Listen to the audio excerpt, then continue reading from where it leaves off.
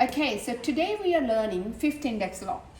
So if you haven't checked my channel, please go back and check my channel and check all 4 laws which we have covered already. Okay, so today's law is fifth index law. What does it say? When the base is a product, so I will stop here and explain what does it mean in mathematical terms. Okay, so when the base is a product, so the base, let's say a b to the power 5. So this is a base, okay, and this is a power. So when the base is a product, it's a product of a and b, so a times b. So when the base is a product, then what we need to do, raise every part of the product to the index. Okay, so every part. So how many parts are there? 2 parts, a and b. So every part, the first part, which is a, to the index, so a to the power 5, b to the power 5.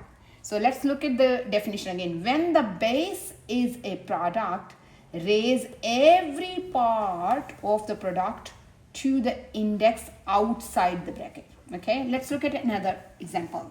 So these both were letters, variables. So we will look at numbers now. Let's say if we have 3a and then power 3.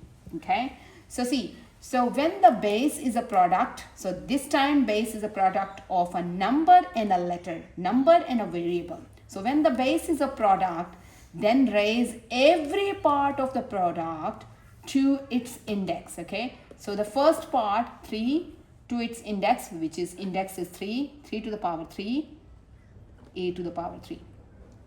Now if examiner asks you to leave it in index form, that's the answer.